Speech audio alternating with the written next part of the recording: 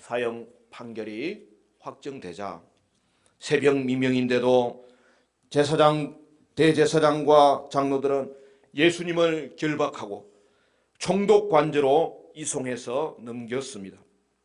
1절과 2절은 총독 빌라도에게 넘겨지심입니다. 새벽에 신속하게 진행된 신문과 재판 과정이 마무리되었습니다. 불법적이고 일방적이고 이미 정해진 상태로 이끌어진 재판이었습니다. 관례에 따르면 재판은 아무리 그 옛날 당시라 하더라도 최소 2번 날을 달리하여 진행되어야 했습니다. 공정한 재판과 피해자의 변호권을 최소한이라도 보장하는 것이죠. 하지만 예수님에게는 최소한의 법의 보호와 변호권마저 허락되지 않았습니다. 예수님은 아무 저항 없이 불법과 폭력으로 오롯이 고난을 당하셨습니다. 사형 판결은 끝났으니 문제는 사형 집행 방식이었습니다. 종교 법정이 사형을 선고했지만 사형의 권한은 당시 이스라엘을 지배하고 있던 정치 법정의 총독만 행사할 수 있는 일이었습니다. 대제사장과 장로들이 머리를 맞대고 지혜를 모으고 있었지만 예수님의 운명은 하나님이 정하신 대로 흐르고 있는 것입니다. 예수님도 자신이 넘겨지실 것을 수차례 말씀하셨습니다. 사랑하는 제자의 손에 넘겨지고 동족 유대인들의 손에 넘겨지고 최종적으로는 이방인 총독의 손에 넘겨집니다. 물론 예수님을 넘겨주는 모든 일의 주체는 하나님이십니다. 그가 누구며 어떤 제목으로 끌려왔는지, 특히 로마의 어떤 위험을 가할 수 있는 인물인지 상세한 내용이 전달되었을 것입니다. 신성모독죄를 찾아냈으면서도 새벽까지 대제사장과 장로들은 예수님을 죽일 방법을 모의하였습니다. 로마 총독에게 신성모독죄는 사형을 선고할 만큼 심각한 일은 아니었기 때문입니다. 정치 법정을 통해 십자가형을 받는 자로 만들고 싶었고 그리하여 예수님의 저주받은 자로 만들고 싶었기 때문입니다. 그래야 예수님을 따르는 자들을 잠재울 수 있었기 때문입니다. 종교 지도자들이 지은 죄가 실로 큽니다. 이미 짓고 있는 죄들 때문에 이제 엄청난 죄까지도 태연하게 짓고 있었습니다. 사랑하는 여러분, 죄가 또 죄를 낳는 거예요. 여러분, 우리가 죄를 범하였을 때에도 여러분 거기서 끊을 수 있어야 되는 것입니다. 3절에서 10절 마지막 단락은 유다의 비참한 운명을 보여주고 있습니다. 마태는 다른 복음서의 기자들과 달리 유다에 상당한 초점을 맞추고 기록하였습니다. 큰 틀에서 보자면 이제까지 진행된 여러분 일들의 그 2가지 요소가 굉장히 크게 돋보이고 있는데요. 유다의 운명을 예수님은 예고하셨고 베드로의 3번의 부인을 또한 예고하셨는데 이제 베드로의 부인이 일어났고 유다의 운명으로 모든 것이 연결되고 있는 것을 볼 수 있습니다. 베드로의 배신이 극적이었듯이 유다의 마지막 선택도 극적이었습니다. 유다의 마지막 이야기는 예수님의 재판과 특별한 관련이 있어요. 오늘 본문에 그 부분을 마태는 정확하게 기록하고 있어요. 그게 뭐죠? 예수님에 대한 사형 판결과 향후 죽음이 무죄한 자의 죽음이라는 사실을 입증하고 있었던 것입니다. 예수님께서 종교 지도자들에게 남겨진 후 사형 선고를 받자 유다는 충격을 받고 대제사장과 장로들을 찾아간 것이죠. 자신의 잘못된 결정을 뉘우치며 받은 은 30을 돌려줍니다. 그러나 유다는 회개한 것이 아니에요. 그의 뉘우침은 원상태로 되돌리고 싶었던 것을 의미할 뿐입니다. 예수님이 극형을 선고받자 양심의 가책을 받아서 이를 바로 잡아보려고 한 거죠. 이로 보건대 유다는 신문의 현장에 함께 있었던 것으로 보여요. 4절 말씀 우리 같이 읽습니다. 4절 말씀 다 같이 시작. 이르되 내가 무죄한 피를 팔고 죄를 범하였도다 하니 그들이 이르되 그것이 우리에게 무슨 상관이냐 내가 당하라 하거늘. 여러분, 가룟 유다의 입술에서 나오는 이 발언을 보십시오. 그가 고백한 게 뭐죠? 무죄한 피를 팔아넘긴 죄를 범했다. 여러분, 종교 지도자들의 모든 종교 재판은 불법이었습니다.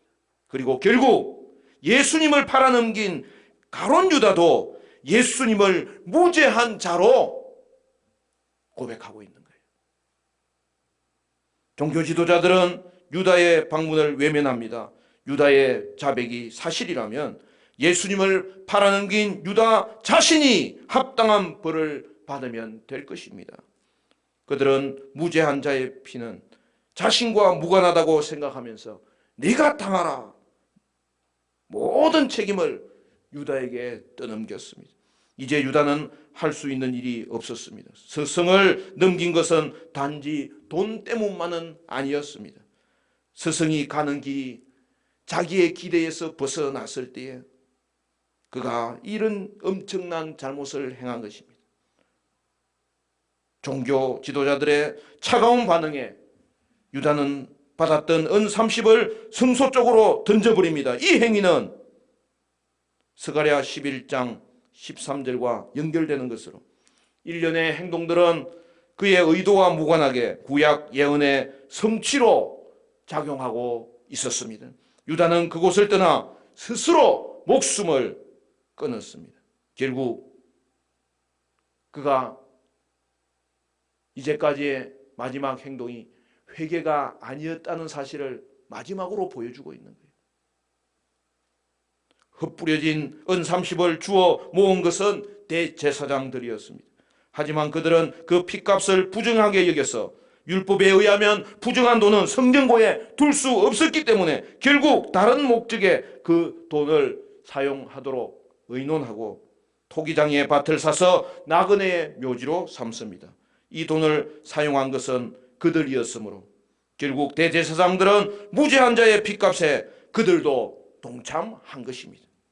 10절은 이로써 예레미야를 통해서 하신 말씀이 이루어졌다고 하였습니다. 그런데 특이한 것은 실제로 인용된 내용은 스가랴서 말씀이에요. 11장 12절 13절이죠. 왜 이렇게 표현했느냐 하면 여러분, 예레미야가 중심을 이룬 것은 구약에서 토기장이 비유와 밭을 사는 비유는 예레미야와 밀접하게 관련되어 있었기 때문에 그의 이름을 빌어서 이렇게 인용을 했던 것으로 보여요. 인용구가 스가랴 11장 12절 13절인데요. 그것을 보면 하나님께서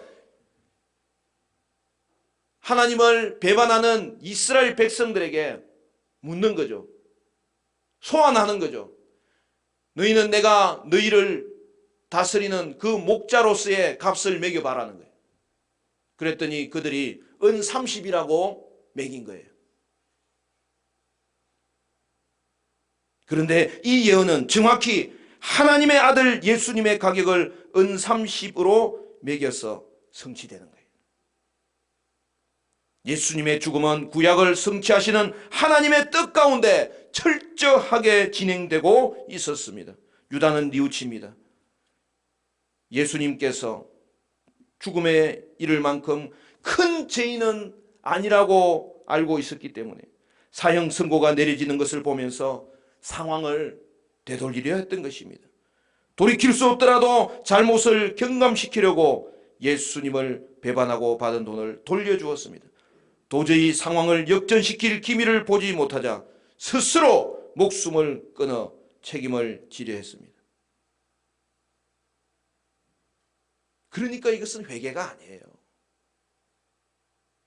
그가 차라리 나지 않았으면 더 나았을 것이라는 예수님의 말씀처럼 그의 종말은 비참했습니다. 베드로와 유다는 둘 다 예수님의 예언대로 배신하였고 부인하였지만 또 둘 다 후회하였지만 한 사람은 교회사에 큰 자취를 남겼고 또 다른 한 사람은 큰 오명을 남겼습니다. 그 이유가 뭘까요? 베드로는 회개한 거예요. 회개가 뭐예요? 우리가 소요리를 살펴보면서 믿음과 회개에 대해서 마지막으로 살펴봤잖아요. 회개가 뭐예요? 회개는 첫째는 뉘우치는 것인데 그 다음이 이어지는 거예요. 돌아가야 되는 거예요. 돌이켜야 되는 거예요. 죄에서 돌이키고 예수께로 돌이켜야 되는 거예요. 그에게 나아가야 되는 거예요.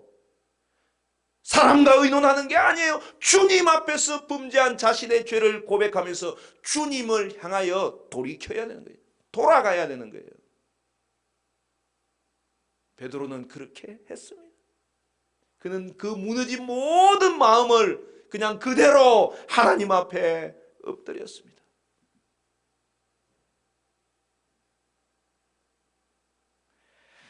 여러분, 베드로는 회개함으로 결국 예수님께 돌아갔어. 결국 그를 의지하는 길밖에 나는 살 길이 없다고 나아갔지만 유다는 뉘우쳐서나 결국 돌아가지 않았던 거예요. 베드로는 하나님 앞에서 자신의 연약함을 인정하고 무너져 버렸지만 유다는 나약하게 무너지기를 끝까지 거절한 거예요. 끝까지 유다는 자기 중심의 해결책을 찾았을 뿐이에요. 거기에 결국 예수님이 없어요. 자신의 파산을 고백하지 않았고 구원자를 찾지도 않았습니다. 여러분, 무너진 마음에 은혜가 임합니다. 우리는 죄인이기 때문에 두 손 들고 빈손으로 주님 앞에 서는 거예요. 회개는 오직 죄로 인하여 파산된 자신을 고백하며 구주를 바라볼 수 있어야 되는 것입니다. 여러분, 회개가 살 길입니다. 그러므로 십자가의 길은 회개의 길입니다. 약했던 베드로는 주의 은총으로 일어날 수 있었지만 악했던 유다는 스스로 자신을 망가뜨리면서 결국 일어나지 못합니다. 종교 지도자들은 괴로워하는 유다에게 동정하지 않았습니다. 예수님의 무죄함을 알았고 그들도 공범이었지만 유다에게만은 무죄한 피 흘린 죄를 떠넘겨버렸습니다. 그들은 유다가 성전에 던진 은 30으로 나그네를 위한 묘지를 조성했습니다. 하지만 그들의 결정으로 구약의 예언이 성취되는데 이는 또한 그들 역시 하나님의 목자 되심의 가치를 고작 은 30으로 매긴 조상들의 길을 따랐던 것으로 결국에는 멸망당할 자들이었습니다. 말씀을 맺겠습니다. 사랑하는 성도 여러분, 고난주간에 십자가를 묵상하면서 죄로 인하여 파산된 더 이상 소망이 없는 나 자신을 고백하며 오직 구주 예수 의지함이 나의 살 길이고 그로 인하여 생명을 얻고 회개의 길을 통해 참된 제자의 길을 걷는 저와 여러분 되시기를 주님의 이름으로 간절히 축원합니다.